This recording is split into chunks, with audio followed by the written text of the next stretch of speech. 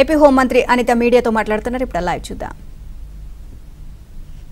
Schools లో ఈ రోజుకి మేము కండక్ట్ చేసి డ్రగ్స్ వల్ల వచ్చే నష్టాలు, డ్రగ్స్ తాలూకా కేసుల్లో ఇరుక్కుంటే వాళ్ళ భవిష్యత్తు ఎలా పాడవుతుంది అని ఎన్డీపీఎస్ యాక్ట్స్ మీద, చట్టాల మీద కూడా అవగాహన కల్పించే పరిస్థితి మేము తీసుకొస్తా ఉంటే, ఈ రోజుకి కూడా జగన్మోహన్ రెడ్డి పరిస్థితి ఎలా ఉంది అంటే, వాళ్ళ తాలూకా మాఫియా పరిస్థితి ఎలా ఉంది అంటే, మా ప్రభుత్వం డ్రగ్స్ వద్దు బ్రో అంటే వాళ్ళ కాళ్ళు ముందుకొచ్చి డ్రగ్స్ తీసుకో బ్రో అనే పరిస్థితిలో ఈరోజు వచ్చారంటే నిజంగా సిగ్గుపడే పరిస్థితి.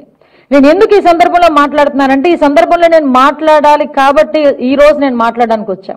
ఎందుకంటే ఈరోజు ఒక అర్హత లేని వ్యక్తి, ఒక యువత భవిష్యత్తు గురించి మాట్లాడే అర్హత లేని వ్యక్తి, యువతని ఎలాగ ముందుకు తీసుకెళ్లాలనే అంశం మీద మాట్లాడడానికి అర్హత లేని వ్యక్తి జగన్మోహన్ రెడ్డి వాళ్ళ విద్యార్థి విభాగాన్ని కొంతమందిని యువతిని కలిసి ఈరోజు కూర్చోబెట్టి ఒక ట్రైనింగ్ ప్రోగ్రామ్ ఏదో పెట్టాడంట. అసలు ఆ ట్రైనింగ్ పెట్టేదానికి నీకు అసలు అర్హత ఉందా అని నేను జగన్మోహన్ రెడ్డిని అడుగుతున్నా.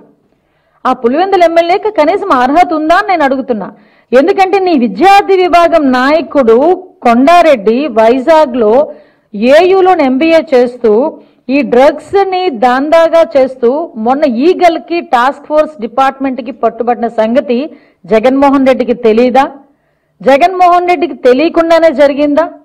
ఆ కొండారెడ్డి విద్యార్థి విభాగం అధ్యక్షుడు కాదా?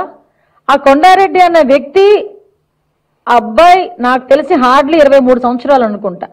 అంటే వయసు కూడా ఎందుకు నేను మెన్షన్ చేస్తున్నానంటే, ఏ వయసులోని పిల్లలు ఇలాంటి డ్రగ్స్ కి, అదేవిధంగా గాంజాకి అలవాటు పడి వాళ్ళ భవిష్యత్తు నాశనం చేసుకోవడమే కాకుండా వాళ్ళ తల్లిదండ్రులకి కూడా క్షోభ మిగిల్చే పరిస్థితి.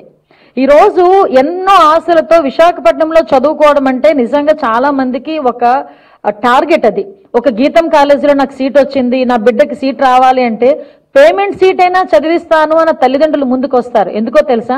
గీతం కాలేజ్ లాంటి కాలేజో, ఆంధ్ర యూనివర్సిటీ లాంటి యూనివర్సిటీయో, లేకపోతే డైట్ లాంటి ఇంజనీరింగ్ కాలేజో, ఏదో ఒక ఇంజనీరింగ్ కాలేజీలో నా బిడ్డ చదివితే 4 సంవత్సరాల తర్వాత క్యాంపస్ ఇంటర్వ్యూస్ వస్తే ఏదో ఒక ఉద్యోగం నా బిడ్డ నిలబడతాడు, నన్ను చూసుకుంటాడు అన్న ఒక భరోసాగా ప్రతి తల్లిదండ్రులు కూడా ఒక పూట తిని ఒక పూట తినక లోన్లు పెట్టుకుని అప్పులు సప్పులు చేసి పిల్లల్ని చదివించడానికి యూనివర్సిటీస్కి పంపిస్తే అక్కడ